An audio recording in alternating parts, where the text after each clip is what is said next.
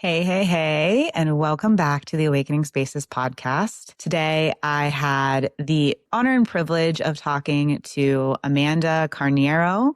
She is a dear friend and somebody I look up to just in so many areas of life. I actually met Amanda when she moved to Denver originally. We had a friend who connected us and we were both going through a similar training in applied quantum biology and wearing our red light glasses. And I knew immediately that we were going to be friends, and our friendship has developed, and she is really just a wealth of information when it comes to health and healing, and specifically fat loss and healing your gut. She's a functional nutritional therapy practitioner. She's a master restorative wellness practitioner and a certified personal trainer. Amanda has such amazing discipline with going to the gym and making it look fun and showing us what's possible in terms of building that into your routine in a balanced and healthy way. And I really wanted to bring her on to share a little bit more with you guys on how our environment, specifically our light environment, can impact our fat loss, weight loss goals, and how making shifts to our external environment, but even our internal environment and the way we talk to ourselves and the way that we come together in community and all the different factors that really impact our well-being.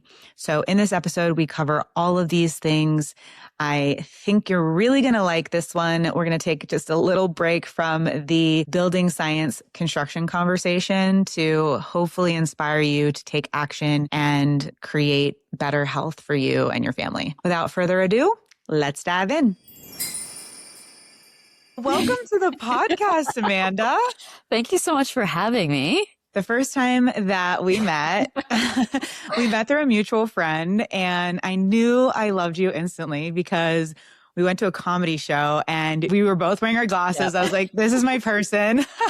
I need to know this person more. I probably was like a couple months into moving to Colorado. Yeah. So I was like, oh, somebody who also gets it here. I know.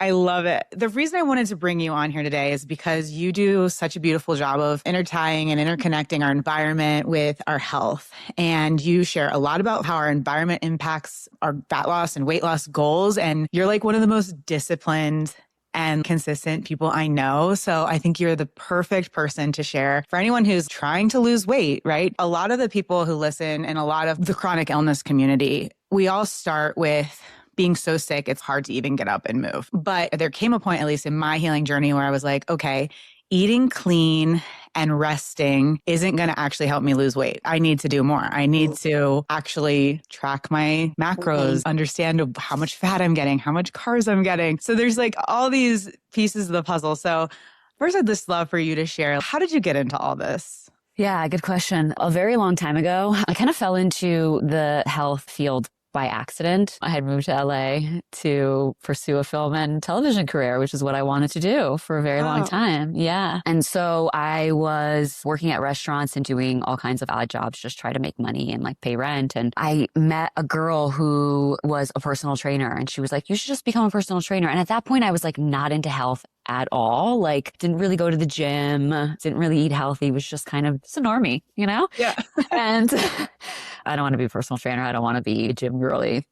And then, I don't know, I just gave it some more thought and I was like, let me just do this because I just knew I could make pretty good money and have a flexible schedule. And at that point, I was done working at restaurants until 2 a.m, 3 a.m, and then trying to go to auditions the next day. So I don't know what happened, but I was like, I'm just going to do this. And I became certified as a personal trainer and just started getting clients, like training clients at parks outside, putting ads on Craigslist and hustling to try to build a personal training business. And so I did that for a while and I just started becoming really passionate about talking about other things with people. Like 2 or 3 hours coming in for a week with me is not going to do much if everything else is not there. Mm-hmm. So I just want to talk to people about their nutrition, about their lifestyle and what they were doing throughout their day. And I just became more and more passionate about that. And I did have a pretty intense body transformation during that time. And through that, I just realized how much your physical body really feeling good and being healthy and also leaner because I had a lot of fat on my body that wasn't really serving me at the time, how much that helped just in all aspects of my life. But at that point, I was really only focused on macros and calories. I wouldn't say I had an eating disorder at the time, but I think I started developing some like really, really toxic nutrition habits. And I experimented with a ton of diets after that. And I kind of worked myself into a pretty severe gut health catastrophe, basically. I was on a vegan diet for a long time. I started feeling bloated all the time. I couldn't digest anything. I basically ended up having like SIBO and candida. My thyroid was tanking. Like I had all kinds of issues. You know, when I used to just track calories and be like, okay, just stay under these calories, that no longer was working for me. And so I had to dive a little bit deeper into the gut health world, into the circadian practices, and really try to heal myself, and finally did come out of that. And now I hope I have a pretty like balanced approach. So I think all of the things do matter, like the macros, but it's not all that matters. And it doesn't necessarily lead to health. So yeah, I basically started after I went through that health crisis. I became certified as a nutritional therapy practitioner and continued to do certifications after that and really learn more and more, and ended up leaving LA. And that's a whole other story. But here we are. And here we are in Colorado. But yeah, so I've continued to help people and build my business through my own basically struggles. Yeah. Honestly, you were such a breath of fresh air hanging out with you because you are so balanced in your approach. And I'm coming from a world of definitely orthorexia. When I was going through having so many mystery symptoms and not sure what was impacting my health, I started as a vegan. And then from vegan, I started working with a functional practitioner who was like, you need to incorporate meat back in your diet. So then I started incorporating meat back in my diet. But then it was like no gluten, no dairy, no soy, no peanut. You're just cutting things, and you're just living this life of restriction. It led to such disordered eating for myself. And at the point, I felt like I had healed so much from supplementation and mold detox and all these things I was doing, but my eating was so disordered and I still didn't feel good because I couldn't figure out why I was gaining weight. And, you know, ultimately you realize nutrition is so foundational. And there's so many pieces to it. So I'd love for you to just dive into that a little bit more. Like, what does balance look like for you? I talk a lot about like, let's have more balance in our lives. And I think that is really important. I do think that there are times where you have to be a bit unbalanced, right? Or imbalanced. You do have to restrict in some ways, right? You do have to cut some things out, especially like, you know, if you're dealing with gut issues and leaky gut or SIBO or anything like that, there are foods that you're going to have to cut out for periods of time in order to heal, right? It's going to be really hard when you're constantly just taking in those foods that are causing issues to then try to heal from that. But the goal is not to continue to keep these foods out of your diet and restrict more and more, which I see all the time. You know, I have clients come to me that have worked with all these practitioners and done all these protocols. I'm like, what are you eating now? And they're just like, just meat and some fruit here and there, you know, and that's fine in certain aspects. But like, I do think that the goal is to be able to bring these foods back in and have a more balanced diet. I would say like most people shouldn't be eating gluten. Should not be eating gluten. Yeah. But I do think like an organic flour that's maybe fermented, a really high quality like bread or pastry even, I think that could be healthy in some ways too. But I don't think it's like an everyday thing because we don't heal in the same environment that made us sick, right? If we continue to bring those things back in that got us where we were in the first place, we're going to just end up right back where we started. I do think that there is a time and a place for eliminating these foods and then we can bring them back here and there. But you know, whole food ingredients like fruit and vegetables and those foods we really shouldn't be restricting or have to restrict. So I traveled for 4 years all over the world. And I think that really helped me have a lot more balance because you're a little bit out of control of like what you have available. And so I eat mostly a one ingredient whole food diet for the most part. But if I'm out with friends or I go to a restaurant or there's something at a cafe that looks really good and I want it, I'm going to allow myself to have that in moderation, but I'm also going to check the way that I feel after. If something doesn't make me feel good, I'm not going to continue to eat that food. I agree. And that's like paying attention to the cues. And should we talk about morning routines? Like run us through your daily routine of what does your day look like? Because I think this will tie in the environmental piece, which is general meal for breakfast, lunch, and dinner. And I know you have a lot of variety, but just to give us something. I go by how I feel as well. So like every day is a bit different. I've been setting an alarm, which I don't really recommend, especially if you don't have anywhere to be. But I have a lot going on at the moment. So I've been setting an alarm for 5 a.m., which is a bit early. But I go to sleep pretty early. Like I'm in bed at like 8:30 most nights. But I'm trying to get 7-8 hours of sleep. The sun doesn't rise here until about 7. So I wake up, I turn on my red lights. I have one overhead light that's a red light bulb. And then I have some like red light devices that I will turn on to light my place. I usually like make a coffee, water, and most days I'll read something for about 20 to 30 minutes. Sometimes I'll journal, it just depends. And then I basically will get right to work, which probably isn't the best thing to do. The sun isn't out yet. However, I do have iris on my computer, so the screens are red. So if I'm going to use any devices before I've gone outside to see the sun, I will use red screens. So I'll work basically until the sun comes out, and then I'll go outside. Right now, the sun is rising right into my backyard, so I'll go sit there. I have a little rebounder, so I'll rebound for a few minutes. I just like watch the sunrise, and then sometimes I'll sit there and read. If I didn't read, sometimes I'll just get right to work and then read outside. When it's warm enough, I will bring my laptop outside and like work for a few hours as well.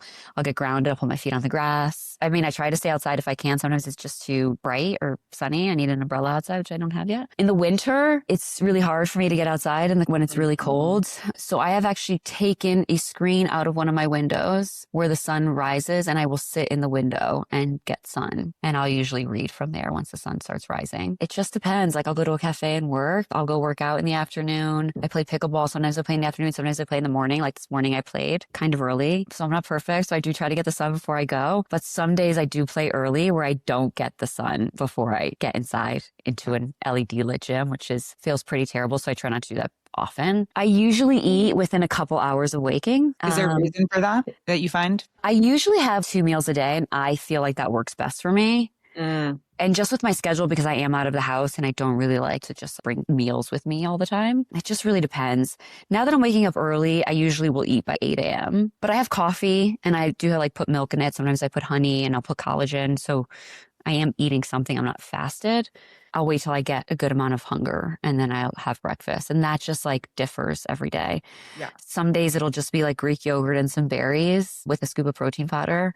Other days it'll be like eggs. Sometimes I'll just have like turkey. Sometimes I'll have leftovers or meal prep. Sometimes I'll just have chicken or like bison or elk or ground beef or sometimes a steak. I don't really like to spend too much time cooking in the morning. It'll be like something fairly quick. I eat food cold all the time. Probably isn't like from an Ayurvedic perspective, probably isn't the best. I don't know. I just can't be like too fussed to cook in the morning because it is my most productive time. And so if I feel like I lose a little bit of energy later on in the day. So I try to have like a substantial meal. And then if I go to a cafe, I'll have something there. Not often. I'll usually just like have a cappuccino. And then I usually work out in the early afternoon. So a couple hours after I've eaten. And I will usually have some kind of pre-workout carbohydrate. So honey, or sometimes half a cup or even a cup of like orange juice or pomegranate juice. Or also just blueberry juice. A lot of antioxidants in that. So sometimes I do that. And then post-workout, I'll have like a pretty substantial meal. I try to do that on the earlier side by 4 or 5 like latest. And I try to do some meal prep. It's like right now I have a bison stew that I made. And then sometimes like I'll have a little dessert or something like Greek yogurt with honey or like a protein ice cream in my creamy. I'm going to link your protein bakes guide. I bought this guide from her. It's so good. She's like the queen of high protein bakes, which we're going to talk about Soleil here too. So we'll definitely talk about that. But Amanda, there's so much misconception out there. Like you have to eat first thing in the morning and you need a snack in between meals, or no, you don't need a snack in between meals and you need intermittent fasting. What are your thoughts on all these different things? I feel like it's different for everybody, really. 100%. I think it just depends on what you need at that time. I think people who are like chronically ill or people who have like a lot of weight to lose, I do think eating pretty soon after the sun rises or soon after waking can be really helpful, especially like a big amount of protein. That can really be helpful in terms of just like circadian rhythm and also helping with like hunger cues and satiety cues. So I do think that is really helpful for some people, but not for everybody. And even somebody who has a lot of weight to lose, some people just feel better. Like, especially people who eat later into the day. When you start eating earlier, your eating window is bigger and it's going to be harder to reduce your calories during that time, right? Because you have more time to be eating. Some people find it helpful to push that first meal a little bit later because then they're going to be full for longer periods during their eating window. So again, it just really depends on the person. And then intermittent fasting can be helpful for some people. I was actually talking to a client about this the other day because she's consistent, never misses a meal. And I was like, for you, you might be a person I might say like skip dinner every once in a while. Mm-hmm. But the person who's not eating enough and skipping meals all the time, that might be the person who needs to be a bit more regimented and get all those meals in. I don't think eating every 2 to 3 hours is probably the best for anybody, unless somebody's like dealing with low blood sugar and they need that during that time. But again, I don't really see that very often. I do think for the gut, it is just more helpful to give your body ample time to fully digest a meal and then have another meal and then fully digest that. I do think that most people want to feel full and satisfied. And if you're eating these smaller meals throughout the day, it's just like you never have that sensation of being like, oh, I feel really satisfied. Mm-hmm. But again, everybody's different. I'm the type of person that I want to feel not overly full, but I want to feel full and satisfied.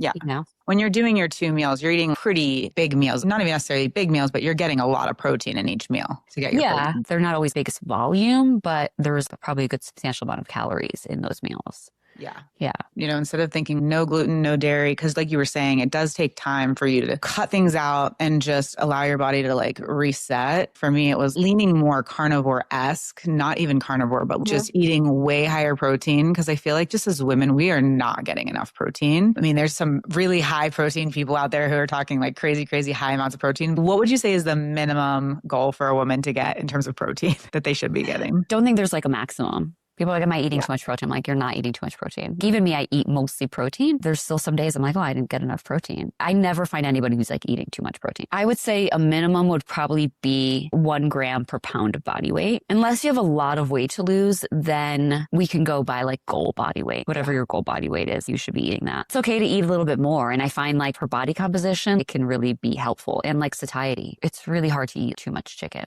or too much steak, you know? Yeah. So being pregnant, I haven't really announced that super live yet. So it's kind of weird to say. You have announced it or you have not? I have not really fully announced it. It'll be announced by this time. I think it'll be announced by this time. Great. But my midwife was like, you should aim for 80 grams of protein a day. And I was like, I don't think that's enough. Don't think that's enough. So that was kind of interesting to me. It kind of made me just think like, okay, this just goes to show how little protein I think women are eating in general, that if they can at least get 80, that's a good standard. Because that's probably more than most people are eating. Yeah. What would you say is like a good ratio of protein, fat, and carbs for somebody who's kind of just wanting to maybe start tracking their macros? And I know it's going to vary for people, but like just a ratio. I think it can get really complicated for people and it can be overwhelming in terms of trying to hit specific macros, like trying to hit specific fat and specific carbohydrates. I actually just try to get people to focus on calories and protein. And then it gives a lot of freedom to be able to then like, okay, I'll just fill in the calories with the carbohydrates or fat with whatever I'm feeling in the moment. That being said, we don't want fat to get too low. So we always want to keep an eye on that. We probably don't want to see it for women probably under 50 to 60 grams of fat. We want to see it higher than that. And it's okay if it's like much higher, but we do need fat for a lot of things. And it's also good for satiety as well. And then carbohydrates, like that's also another thing that it really depends. Like somebody with thyroid issues, I would say I'd like to see carbohydrates at least over like 120 grams. Okay. Like sluggish thyroid?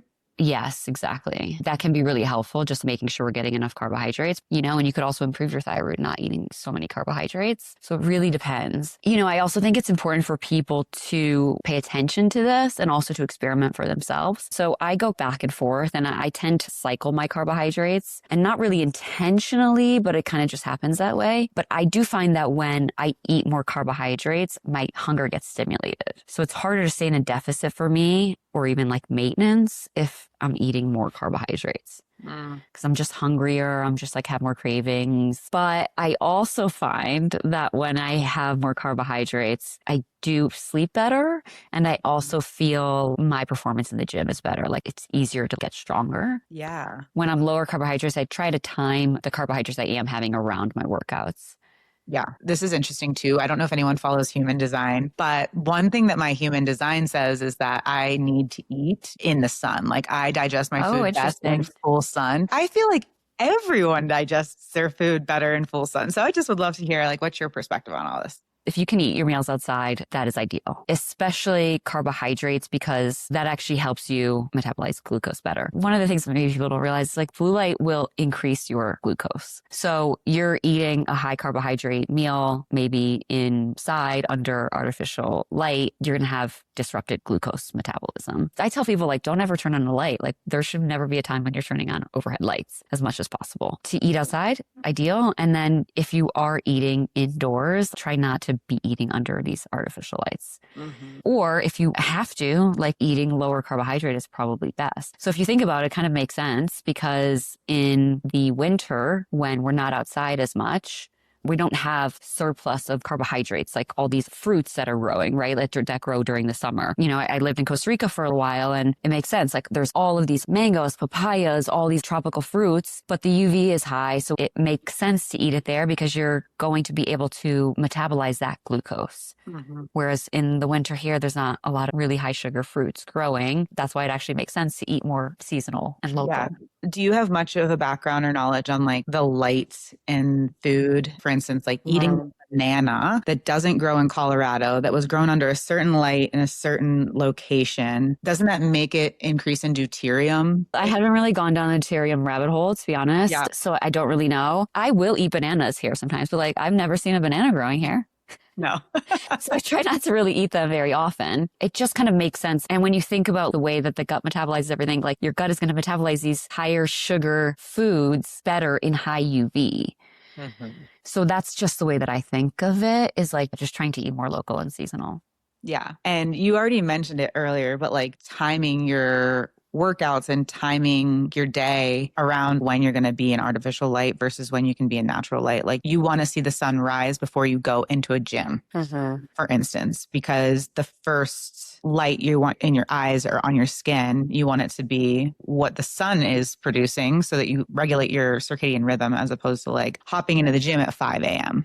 Yeah. And I see all these people there lifting. So, because sometimes I will be in there every once in a while and it's just same people in the gym at 5, 6 in the morning under these artificial lights. This is like actually probably the first thing that I talk to with clients about is this morning light. And a lot of people are missing this piece, especially, you know, you have a busy schedule. It's hard sometimes. You're like, this is the only time I have to go to the gym, and not even going to the gym, but like people are waking up, getting on their phones right away or getting in front of a computer right away or turning on overhead lights right away. Once you turn on that light or get in front of that screen, you're basically signaling to your body that it's noon. And I always say, like, can you imagine waking up and being like, oh, it's noon, I've overslept? Like the chaos that would happen for you is basically the same chaos that's happening in your body. Your body's like, okay, well, now we got to get all these processes going. Your cortisol is basically spiking, and that can cause like cortisol dysregulation throughout the rest of the day. And that is not what we want. We want a very gradual increase in cortisol. And that gradual increase in cortisol happens when you go outside and get natural light in your eyes. Not through a window. People are like, I open the blinds. It's not the same thing. So you need to get outside and get sun in your naked eyes. And it's okay if there's like clouds out, you're still getting that light. It's still the same thing. You maybe have to spend a little bit more time outside to get that full benefit, but you do want to get some natural light before you get on the screen or turn on any overhead lights. So it's going to increase your cortisol gradually. And then that cortisol should peak in the mid-morning, and then it slowly starts to come down. And then at the end of the night, it should be pretty low. Right? Cortisol should be nice and low, but that doesn't always happen for people, which is why people have sleep issues, because it's kind of all over the place. You have cortisol dysregulation. And then other thing is we need proper melatonin release to get good sleep at night. And so the way that we actually produce melatonin is by getting sun in the morning. So when we get that morning sunlight, we're actually starting to produce melatonin that gets later released at night in the absence of blue light. So melatonin doesn't get released when there's blue light present. So we need that natural light signal to basically start to push hormones. We need that light signal to get the body ready for the day and to get optimized. People are like, I've been following you for years. And like I talk to them about their morning routine and it's turning on a screen or overhead lights. Like most people are not doing this. Everybody was on the same boat here. And then I think like you just start to get out of our little bubble of the circadian and health people. I think Huberman kind of help with that. Like people are understanding you need to get that natural light in the morning. But I think what people are missing is that they're getting artificial light before getting that natural light. And even could just be walking in your kitchen and turning on your overhead light before the sun rises. Even if you're not looking at your phone, it's just so important to make sure that you're having the right light sources. I hate to throw my sister under the bus right now, but like, Sorry, sis. But well, I was just thinking because I've been in people's homes where they have the, what are they called? Automatic lights. Oh, like just a smart light? Yeah. Where you get up and you walk into a room and the lights just turn on. Oh. It drives me insane. And they're paying a premium for these luxurious smart homes to have these capabilities. I've talked about this on other podcasts too. And I just think like the rise of this smart home is so dangerous in so many more ways because maybe this feature is hardwired in or automated in some way that doesn't actually produce electromagnetic radiation. But most likely there is also electromagnetic radiation associated with it. What about electromagnetic radiation and like other environmental things too? Like what are your take on these and how they impact maybe our weight loss goals or just our health in general? You know, we have EMFs, but we also have plastics and toxins and things in our food and our water. What's your approach to all of that? With your the EMFs, it's so hard to get away from it. Everyone's home is a smart home now, and it's so prevalent just like everywhere. Especially here in Colorado, I've noticed there's just a 5G tower on pretty much like every block, which is insane. It's one of the things that probably causes the most inflammation for people, and it's an invisible thing, right? So we don't even notice it's happening. A lot of people are really also sensitive, so it can cause a lot of like mood disruption, anxiety, brain fog. The inflammation, I think, is the biggest concern for me. We can only control what we can control. So I do think minimizing the smart home, at least turn your Wi-Fi off at night if you can. But I know that your lights are not going to come on automatically when your Wi-Fi is off, right? I'm pretty sure. So turning your Wi-Fi off at night is just an easy thing to do. You're not using it at night, just turn it off. What I do is just unplug it, right? Just before I go to bed. And when I wake up, you plug it in. If you have a family and you have other people in the house, the last person, just unplug it. Because sleep is a time when we're doing the most healing. And so we don't want any inflammatory things going on, any toxins going on. Oh, another thing is unplug everything in your room also when you're going to sleep. Oh, yeah. Like televisions, if you have any, hopefully you don't have that in your bedroom, but unplug that, unplug any lamps. Don't charge your phone next to your bed. Please also like don't have your phone in your bedroom if you don't need it there, but definitely don't have it plugged in and don't have it on. If you need your phone there for an alarm or something, can we turn it on airplane mode completely or turn it off? Just keep it in another room. Yeah. It's just an easy thing to pick up. If you wake up in the middle of the night, people are picking up their phones. And if you wake up first thing in the morning, it's just so easy to get on your phone really quickly when you don't want to get out of bed. So I would say like keep it in another room. I've talked to a lot of people like they want their kids to be able to reach them if they need to. Okay, then put your phone on the opposite side of the room where it's nowhere close to your brain. I mean, I did this a while ago, but like sleeping with your phone under your pillow, it's insane to me. Yeah, a lot of people worry about the cell tower down the street, but when I've measured and assessed people's homes, our cell phones are emitting 450,000 microwatts per square meter. The safe sleeping level that we want to be under is 10 microwatts. I haven't measured anywhere in Colorado that's under 100. I just measured an electro-hypersensitive client. She was under 10, but the cell phone, it's such a huge exposure. So like turning that on airplane mode, Bluetooth off, Wi-Fi off. But if you need to have it, like put it in the other room on loud so you can still hear it because it is like so crazy high of an exposure. And even in the owner's manual of the phone, it says like to keep it off your body. And we're like putting them in our bra, we're putting them in our pants, right on our body, like right next to these organs that are so important. And we wonder why we have issues down the road and cancers and things like that. It's crazy. Yeah, I used to put my phone in my waistband all the time when I was training clients. I'm like, no wonder I had gut issues. You're just literally bombarded with EMFs right into your intestines. Pretty terrible. Yeah, like turn your phone on airplane mode if you're going to put it in your bag or on you. And, you know, if you're on a call also, don't put it to your head. Use headphones. And also like when you're turning your phone on and off or when you're turning your airplane mode on and off, that is also the time like when I turn my phone back on from airplane mode, I try to do it and then like get away from my phone because that's the time where it's going to like getting the most signal to it. I haven't tested it, so I'm sure you have. But like, what do you think of these Faraday bags for your phone? To me, I think if you can get a phone call to it, you're still right. Well, if you can get a phone call to it, it's not a Faraday bag because it's still getting like if the phone is ringing, it has a connection, which means it's connecting through the bag. I had a client, I don't want to like name brands on here, but there is a very popular brand. This client, I was just at her house. She has their fanny pack. Okay. It doesn't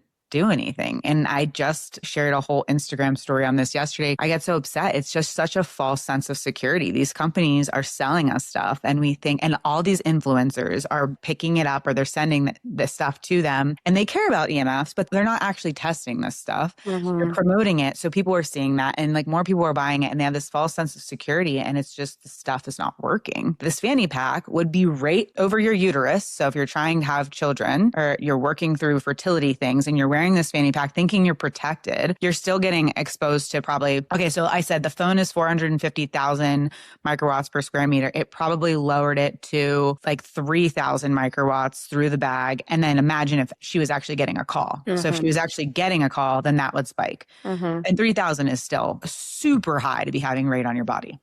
Crazy. So, I mean, it depends. I think there might be companies out there that actually do work well. I haven't found one that's great. And none of them are really 100%. It's going to be like 99, 97%. So like, just know it's not perfect. And that's why people will also say like, oh, well, should I get like a cell phone cover? But the thing is the radio frequency is going to act sort of like smoke. Unless this is fully covered in like tinfoil, then you might be protected. But if there's openings around it, it's going to lower it a little bit. But then there's also the aspect of it reflecting back. If you think about the leather ones, you know, that open like this, now you have a protector on the back that's now reflecting all the radiation that's coming from the phone back at you times 2 or 10, or I don't know how much it actually is, but is that the same thing for like a laptop? Exactly. That's why I don't use any of these things because it could be actually reflecting. And you have to understand what you're actually trying to reduce and mitigate. Like there's radio frequency from a laptop, there's electric fields, and there's magnetic fields. Magnetic fields aren't going to get shielded from that because they require a special metal that's very expensive. Electric fields will get shielded. Radio frequencies will get shielded from going down, but they're getting reflected back up. I have such a beef with this industry because I fell for all this stuff. That's why I have such a beef because I spent thousands of dollars on all this crap. And then to find out it's just maybe causing more harm than good, it's just really stressful. And we already have to be so use so much discernment in every area of life. It's just so complicated and it's stressful. Yeah. And all these tools and these gadgets, they all cost money. And I think the best thing is like control your environment as much as possible. Right? Like even blue light blocking acids, like they're great. I never use them unless I'm out. Yeah. These things are great because, again, the skin has photoreceptors. So it's like you're still getting circadian disruption from light. So it's always better to control your environment and like do the things, not turn on the lights versus use blue light blocking glasses. Yeah. But it's tough because we do live in this modern world and it's hard. Yeah. How do you deal with stress, like in your clients who come to you who are like so stressed and so overwhelmed? How do you handle that? It's a very hard one because it's like one thing to be like, just don't stress out, you know, especially now in this social media age. Like, well, I have a friend and I talk to her and she's not like as crazy as I am, but she's into health. And every day she's like, I saw this reel. Now I need to do this. And she leaves me messages sometimes. She's so stressed out about like all these things that she needs to do. And I think with clients, like we try to do the thing that's going to give us the biggest bang for our buck, right? The foundational things. It's so tough, but you have to like try to minimize all of the noise. What are the things that you need to focus on right now that are going to get you to where you want to be? Right. And a lot of times, like there's so many things to do. It's getting 10,000 steps a day, eating enough protein, getting 8 to 9 hours of sleep, like drinking a gallon of water, getting all your minerals, getting enough carbohydrates, getting enough fat. It's endless, right? Especially now you see it's like using a red light mask, getting on a vibration plate. And I'm into all this stuff. And I'm like, I do none of that. I mean, I do some of it, but like... It's like, who has time to do all these things during their day? It's insane. Yeah. And I think that can cause more stress, right? What I try to do with clients is like minimize the amount of things that they need to do. The point of health is to be able to like live your life more fully, not the other way around. It's not to be more stressed and not live your life as fully. The point is have a happier life. Right? Yeah. And so there is physiological stress, but I think a lot of stress comes from the mind and what we're telling ourselves. And I think a lot of us are telling ourselves like we're not doing enough. Or also like, you know, people with chronic illness, you continue to tell yourself how sick you are and how you can't eat this and how you can't do that, that you can't lose fat and losing fat is so hard for you. And I think we have to like try to rewire those thought patterns in our brain in order to create less stress for ourselves. I think this is like where meditation and breath work can come in, like praying, having some belief in something else can really be helpful for people to just kind of like surrender to it I mean, there's people who like can never take a minute of the day where it's just in silence or they're just not doing anything. We fill our time with so much work, our children, our phones, our podcasts even. It's like we never are in silence. Even just like taking 5 minutes to just get into your body and just breathe can be helpful for a lot of people. So helpful. I know that for me, that was one of the most helpful, most significant changes I ever made was I started doing transcendental meditation, which I kind of adapted. Now I don't do it 2 times a day. With transcendental meditation, for those who don't know, it's like a 2 time a day, 20-minute a day practice with a word that they give you that you just repeat that word in your head, close your eyes, and that's like your mantra. I find myself going through like ebbs and flows of like sometimes I'm able to sit still. And then sometimes I find myself I'm just like consumption, like consuming on Instagram, consuming a podcast. Like it's so crazy. Like what are we trying to avoid? 100%. You know? That is the question. Yeah. This is the reason that people just want to fill their times because they don't want to actually like feel what they need to feel. But actually feeling what you need to feel will actually help you feel better. I think this is like, it might feel hard or challenging in the moment, but this is what probably most people need. Yeah. Because also when it comes to food, it's like people who struggle with overeating or mindless eating, like that, again, it's a distraction. Yeah. So it's like if we can really let ourselves feel what we need to feel, we won't feel that pull to just like compulsively eat. Yeah, such a good point. And relationships too. Like something you said earlier was making me think just like when we start to get into these patterns of having 1,000 things to check off our lists, how does our partner feel about that? I mean, I work with a lot of clients who are like doing a lot of things to their home and their partner's like, I'm not really sure if we need to do this. Or like, what really do we need to? And it's like a lot of balancing. Well, like, let's do the foundational things and meet you both where you're at because it's not worth the stress of your relationship to go take this extra step because we think it might be what we need to do. You know, like let's really get clear on like what actually needs to be done and works for both parties, because I feel like environmental, like relationship stress and disconnecting ourselves from our community and our family and our friends because we can't eat that or we can't go here, or we're afraid to go there. That just feeds this vicious cycle and does not help. Yeah. And somebody asked me recently, a few months ago, you know, what is the most important thing when it comes to health?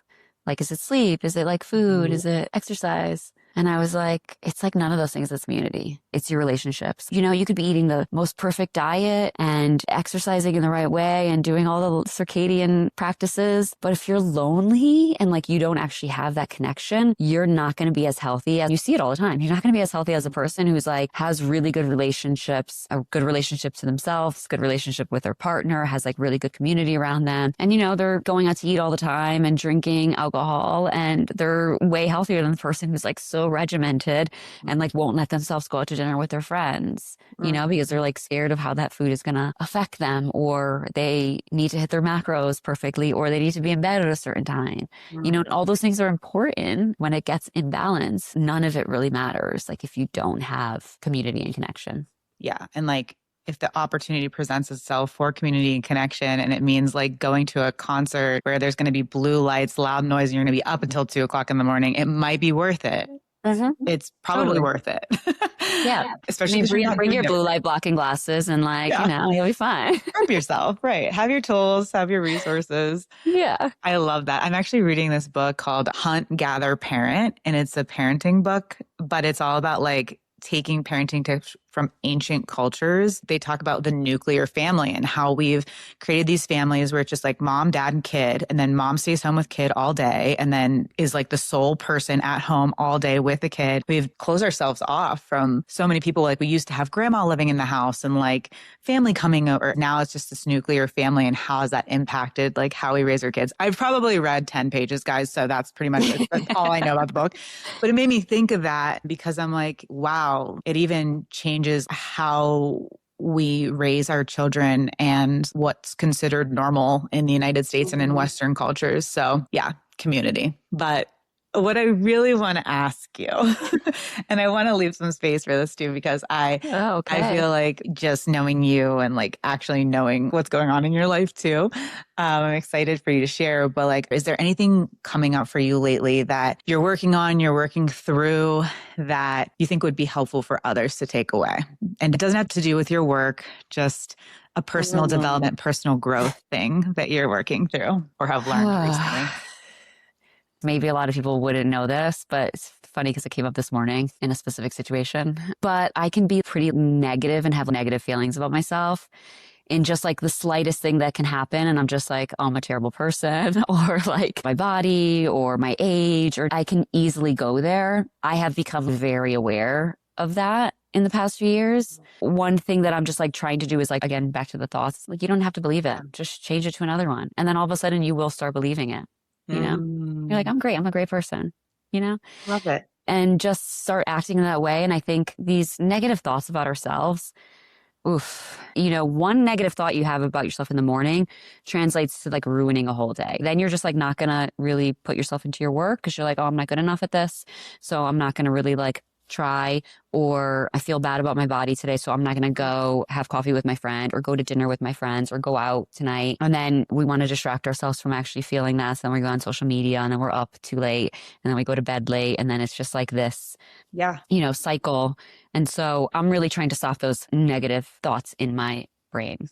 Yeah. Which is amazing. It's really hard to do that. No one talks to us as badly as we talk to ourselves. Oh, it's crazy. I'm like, if anybody spoke to me the way that I spoke to myself some days, I'd be like, get out of here. Yeah, I love that though. Like really just being intentional and trying to track it. There was a time in my life where I was like writing it in my phone, like when something would come up and then I would like create a mantra for the opposite of that. So taking whatever that belief was and like changing that belief to the opposite of that, whatever it might be. And when you really start to track it, you're like, wow, I really do this a lot. Like these moments pop up so often. So I love that you're being present with that. And yeah, I think like having a gratitude practice is like really important. And that's something like I've tried to cultivate over the years because I do think like the things that you're focused on are the things that you're going to see. We talked about this the other day. If you're writing down the things that you're grateful for, like the magical moments in your day, you're going to start looking for them.